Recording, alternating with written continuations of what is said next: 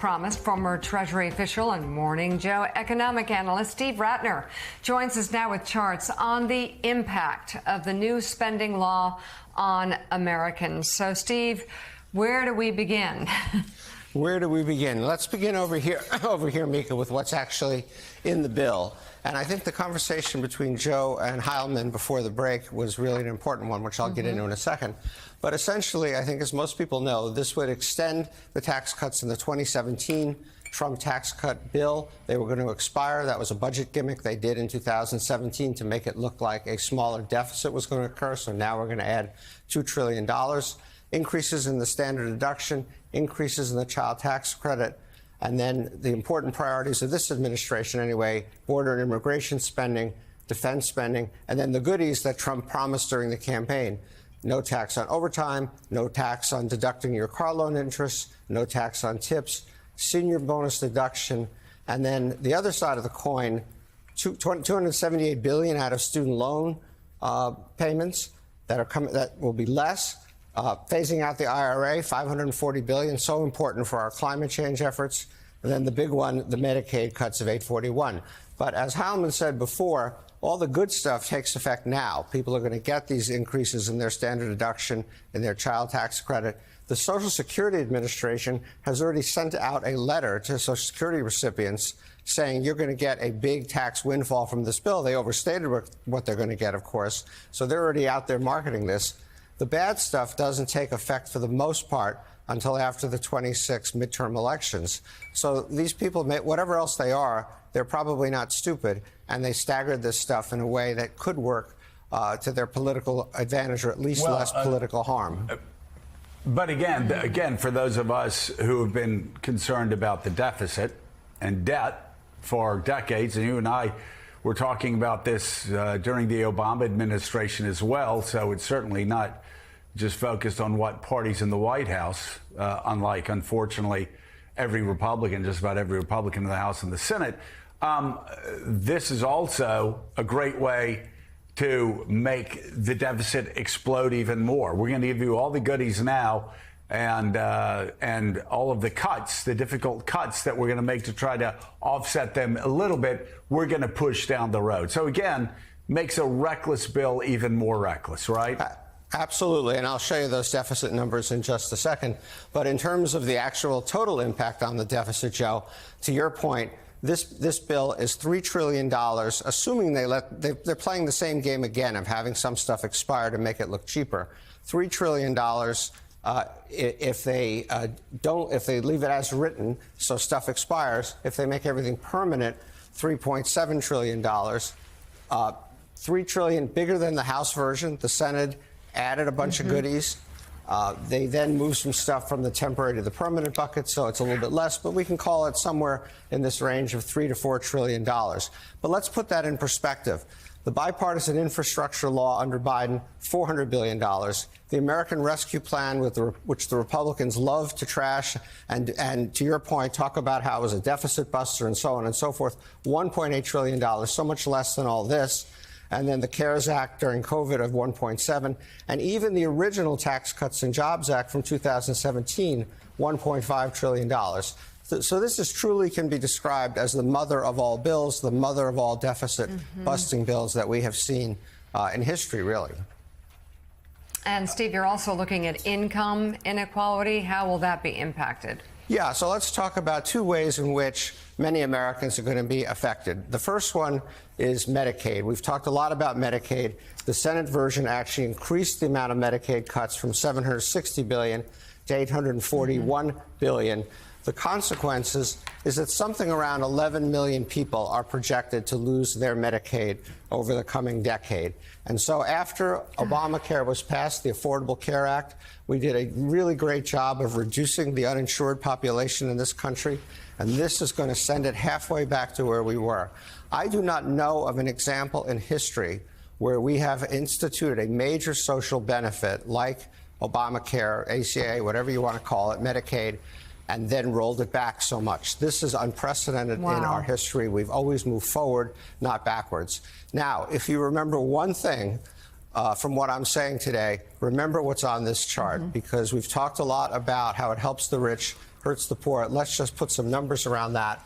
If you're in the top 20% of the country, you're going to get an average $6,000 benefit.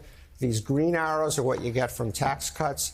The red arrow is what you lose from some of the spending cuts. But these people at the very top are going to get a 2.3% increase in their after-tax income and benefits and what they get from the government, essentially. If you go down here to the bottom 20%, what do you see? These people are actually going to be worse off. They get a very small tax cut, but it is completely, wildly offset by what they lose from Medicaid cuts, from food stamp cuts, from other cuts. And so they end up actually $560 worse off, minus 2.3%. And again, I would say in 50 years of watching economic policy, I have never seen a package that was so regressive, that did so much to take money from the poor, give it to the rich, and take it away from the poor. This is unprecedented in our history. It is the most amazing piece of social legislation in the wrong direction that we have ever seen. Well, you actually have massive tax cuts for billionaires, massive tax cuts for multinational corporations, the slashing of health care for people in rural America, in red state America, also in blue state America, those who are truly disadvantaged. And Steve, it goes even beyond that. You have the National Institute of Health being slashed by 35–40%, according to some estimates. The National Cancer Institute being slashed by well over a third. You have science, research on science, and other R&D funding that has kept America at the forefront of the technological boom, the scientific boom, the medical boom, medical research boom. It's kept us ahead of the rest of the world. Talk about how these areas are getting slashed, whether you're talking about research for cancer, research for Alzheimer's, research for Parkinson's, research for breast cancer, for every other form of cancer and other treatments. Talk about how, for some reason, Republicans decided to give billionaires tax cuts, decided to give multinational corporations tax cuts, and decided to gut research to make people healthy, to help cure people of cancer, to give people with Parkinson's and Alzheimer's and their family hope. You're absolutely right, Joe. This is the most extraordinarily anti-science administration, also certainly in modern history. You could describe what you just went through as eating our seed corn. We're getting rid of all the stuff that are the important building blocks for our future. There's things like basic research, NIH, which you mentioned, and so forth, are things that only the government can do. The private sector is not going to do this. And if we stop doing it, it is really going to have a major impact on our future livelihood. But let's turn back to the deficit thing that you mentioned, Joe, because there the news is also so terrible. This black line is our baseline. This is what would happen to the deficit even if we did nothing. And you can see it continues to climb. It's just under $2 trillion at the moment. It would go down a little, but then it would just relentlessly climb. If you add in the bill as it is written, you can see it climbs more. If you add in, assuming everything gets made permanent, which I think is a reasonably safe assumption given how Congress operates, you could see the deficit would go from under $2 trillion to over $3.2 trillion per year. So this is every single year, this is what would happen. And so you add all the stuff up, and you're talking about the extra $3 trillion over there that I showed you, but also just the existing deficit would add more than another probably around $25 trillion to our existing national debt of $37 trillion. Take it to levels, not just in dollars, but as it relates to the size of our economy that we've never seen before. Now, you might say all this would be kind of okay if we got some economic benefit out of it, but that does not seem likely to happen. These are all five of these are projections done by independent research institutes of what would happen to economic growth under this bill. One of them shows a little bit of growth. This is a slightly right-leaning organization. All the rest of them essentially show very little. One even shows some loss of economic growth at the beginning and the end of this period.